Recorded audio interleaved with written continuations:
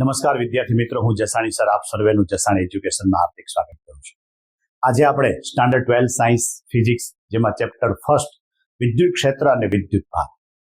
અત્યાર સુધીના લેક્ચરની અંદર આપણે વિદ્યુત ભાર, એના પછી વિદ્યુતીય બળ જેનું અદિશ સ્વરૂપ, પછી વિદ્યુત ક્ષેત્ર, એના પછી ફ્લક્સ, ડાયપોલ, વિદ્યુત ડાયપોલ મોમેન્ટ, એમાં વિદ્યુત ડાયપોલ મોમેન્ટને ક્ષેત્રમાં મૂકતા અક્ષ પરનું અને લંબ દ્વિભાજક પરનું સૂત્ર, પછી સતત વિદ્યુત ભાર વિતરણ. એટલા મુદ્દાના લેક્ચર કહેતા વિડીયો આપણે આપેલા છે, જેની અંદર થિયરી, જે તે ટોપિકની થિયરી, એને લગતા ઉદાહરણ અને સ્વાધ્યાયના એક્ઝામ્પલ અને એને લગતા એમસીક્યુ એટલું આપણે આપ્યું હોય છે. આજે આપણે જોવાનું છે સૌથી અગત્યનો ટોપિક, એટલે કે ગૌસનો નિયમ. એકદમ ઇઝી છે. આ ટોપિકમાં એમ કહેવાય કે ગૌસનો નિયમ ઉદાહરણ આપીને સમજાવો. તો કે કોઈ બંધ પૃષ્ઠ સાથે સંકળાયેલ કુલ વિદ્યુતીય ફ્લક્સ એ પૃષ્ઠ વડે ઘેરાતા કુલ વિદ્યુત ભાર ક્યુ અને એપ્સિલોન 0 ના ગુણોત્તર જેટલો હોય છે. એનો મતલબ એ થયો કે ફ્લક્સ એ કોના બરાબર હોય? તો કે કુલ વિદ્યુત ભાર અને એપ્સિલોન 0 ના ગુણોત્તર બરાબર હોય. એટલે આ જે વાક્ય રચના છે બંધ બેસતી લખવી પડે કે કોઈ બંધ પૃષ્ઠ સાથે સંકળાયેલો કુલ વિદ્યુતીય ફ્લક્સ એ પૃષ્ઠ વડે ઘેરાતા કુલ વિદ્યુત ભાર ક્યુ અને એપ્સિલોન 0 ના ગુણોત્તર બરાબર હોય છે. હવે આપણે આને સારી રીતે સમજવું છે તો અહીંયા મેં બંધ પૃષ્ઠ બતાવ્યું છે.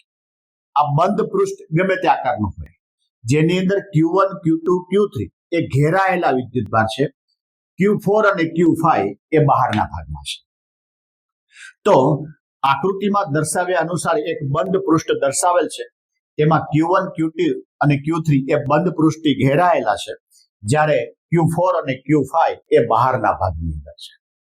હવે બંધ પૃષ્ઠનું પહેલા તો આનું ફ્લક્સ જોઈએ, વિદ્યુતીય ફ્લક્સ.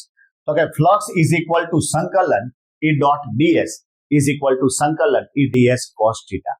કારણ કે અહીંયા ડોટ આવ્યું, ડોટ એટલે અદિશ ગુણાકાર થાય. અદિશ ગુણાકારને આપણે શેના વડે બતાવીએ? cos θ વડે. ગૌસનો નિયમ એટલે આ જે વાક્ય રચના છે એના પરથી આ નિયમ લખી શકાય કે ફ્લક્સ કોના જેટલું છે? તો કે ઘેરાયેલો કુલ વિદ્યુત ભાર અને એપ્સિલોન 0 નો ગુણોત્તર. આ આપણે ફ્લક્સનું સૂત્ર મૂક્યું કે ફ્લક્સ ઇઝ ઇક્વલ ટુ સંકલન E dot ds is equal to sigma q upon epsilon 0. હવે આમાં જમણી અને ડાબી બાજુ બે બાજુ વિદ્યુત ભાર આવે. અહીંયા જે વિદ્યુત ક્ષેત્ર છે એની સ્પષ્ટતા કરવી પડે કે જેમાં વિદ્યુત ક્ષેત્ર માટે બધા જ વિદ્યુત ભાર જવાબદાર છે. પછી એ પૃષ્ઠથી ઘેરાયેલા હોય, એટલે કે આની અંદર હોય, બહાર હોય કે પૃષ્ઠ પર હોય, કોઈ પણ હોય. એટલે Q1 થી લઈ અને Q5 સુધી બધા જ વિદ્યુત ભાર આ વિદ્યુત ક્ષેત્ર માટે જવાબદાર છે. અહીંયા આવ્યો ઘેરાયેલો વિદ્યુત ભાર, તો એમાં ક્યાં ધ્યાનમાં લેવા? તો કે પૃષ્ઠ વડે જે ઘેરાયેલા છે એ જ ધ્યાનમાં લેવાના. પૃષ્ઠ પર અથવા તો પૃષ્ઠથી બહાર હોય એ ધ્યાનમાં લેવાના નથી. એટલે Q1 થી લઈ અને Q3 એટલે જ ખાલી ધ્યાનમાં લેવામાં આવે છે. અહીંયા આના પરથી આવું સૂત્ર પણ લખી શકાય કે સંકલન E ds cos θ sigma q upon epsilon 0. આપણે એક્ઝામ્પલ માટે જુઓ તો આવું પણ લખી શકાય કે flux is equal to q upon epsilon 0. આવું પણ લખી શકાય કે E ds બરાબર સિગ્મા q અપોન એપ્સિલોન 0 માટે q અપોન એપ્સિલોન 0.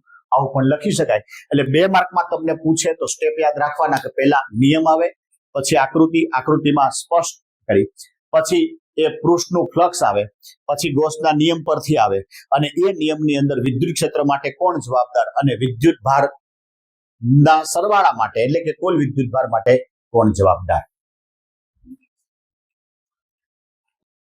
જોજી ક્વેશ્ચન બીજો, ગૌસના નિયમ અંગેના કેટલાક અગત્યના મુદ્દાઓ. આ જે 6 મુદ્દા છે એ મુદ્દા તમને થિયરી લખવા માટે, એક્ઝામ્પલ ગણવા માટે અથવા એમસીક્યુ સોલ્વ કરવા માટે ઘણા બધા કામ લાગશે. હવે ગૌસના નિયમ પરથી શું નક્કી કરી શકાય? તો કે જો બંધ સપાટી દ્વારા ઘેરાયેલો કુલ વિદ્યુત ભાર શૂન્ય તો કુલ ફ્લક્સ શૂન્ય. કેવી રીતે? તો કે flux is equal to sigma q upon epsilon 0. જો આ શૂન્ય તો ફ્લક્સ શૂન્ય. બીજું, આ નિયમ કોઈ પણ આકાર કે પરિમાણ વાળી બંધ સપાટી માટે સત્ય છે. બંધ સપાટી એટલે એનો મતલબ થયો કે પૃષ્ઠ, એનો આકાર ગમે તેવો હોય તો એના માટે એ સત્ય છે. ત્રીજું, આપણે જે થિયરીમાં જોયું કે આ જે છે એ આપણો નિયમ છે કે ફ્લક્સ કહેતા સંકલન E dot ds is equal to sigma Q upon epsilon 0. તો સિગ્મા ક્યુ જે છે એની અંદર સપાટી વડે ઘેરાયેલો વિદ્યુત ભાર ધ્યાનમાં લેવો, બહારનો નહીં અને સપાટી પરનો નહીં. જ્યારે વિદ્યુત ક્ષેત્ર E માટે, અહીંયા E માટે બધા વિદ્યુત ભાર ધ્યાનમાં લેવાના, એ પૃષ્ઠની અંદર હોય, બહાર હોય કે પૃષ્ઠ પર હોય. અંદર હોય તોય ભલે, બહાર હોય તોય ભલે, પૃષ્ઠ પર હોય તોય ભલે, બધા જ વિદ્યુત ભાર ધ્યાનમાં લેવામાં આવે છે.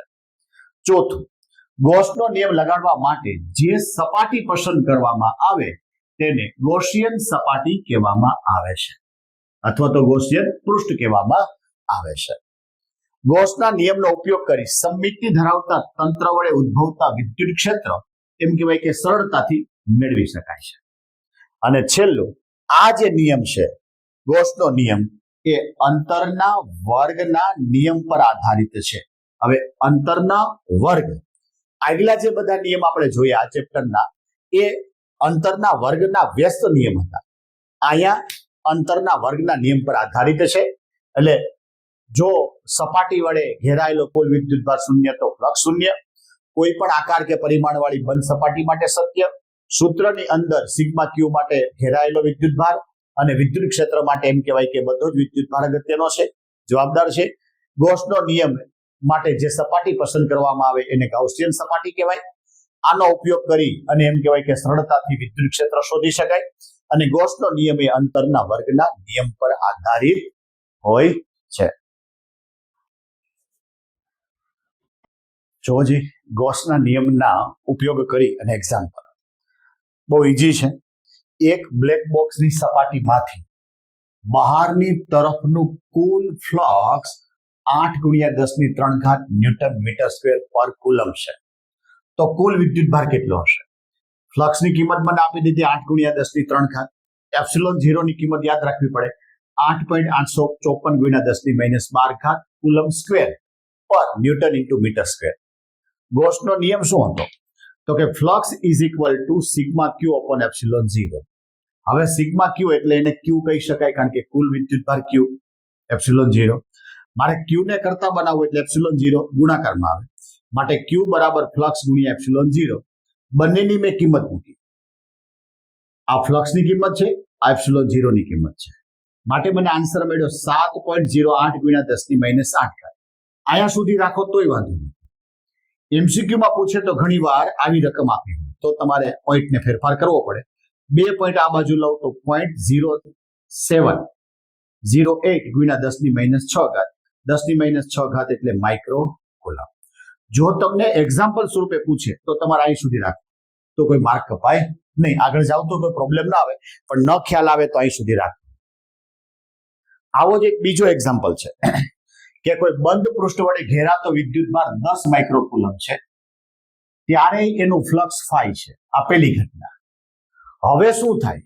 તો કે હવે જો આ પૃષ્ઠમાં બીજો કોઈ એક વિદ્યુતભાર -10 માઇક્રોકુલમ, પહેલા હતો કેટલો? 10 માઇક્રોકુલમ. હવે કેટલો દાખલ થયો? -10 માઇક્રોકુલમ. ત્યારે પૃષ્ઠ સાથે સંકળાયેલું ફ્લક્સ. હવે મારે સૂત્રની અંદર જુઓ તો સિગ્મા ક્યુ આવશે. સિગ્મા ક્યુ એટલે ઘેરાયેલો વિદ્યુતભાર. પહેલા કેટલો હતો? 10 હતો. હવે હું -10 અંદર દાખલ કરું એટલે ઇઝ ઇક્વલ ટુ 0. જો વિદ્યુતભાર શૂન્ય થાય તો એનું ફ્લક્સ ફરજિયાત શૂન્ય થાય. માટે કુલ ફ્લક્સ કેટલું થઈ જાય? શૂન્ય થઈ જાય. એટલે એક રીતે જુઓ તો રકમ થોડી મોટી લાગે, પણ આન્સર માટે એક જ લાઈનની અંદર ક્લિયર થઈ જાય. આવો જ એક એમસીક્યુ ટાઈપ છે કે સમઘનના કેન્દ્ર પર વિદ્યુતભાર ક્યુ છે. સમઘનના કેન્દ્ર પર વિદ્યુતભાર છે ક્યુ છે. સમઘનના કોઈ એક પૃષ્ઠ સાથે, પૃષ્ઠ એટલે સમતલ વિચારો, સંકળાયેલું ફ્લક્સ. તો સમઘન સાથે સંકળાયેલું કુલ ફ્લક્સ આ સૂત્ર મૂકી દીધું. Flux is equal to Q upon epsilon 0. હવે સમઘનને કેટલી સપાટી હોય? 6. તો એક સપાટીમાંથી કુલ કેટલું ફ્લક્સ મળે? તો જેટલી સપાટી હોય એટલા વડે ભાગી નાખવાનું. એક સપાટી મારે જોતું હોય તો કેટલા માટે? 6 વડે ભાગવાનું.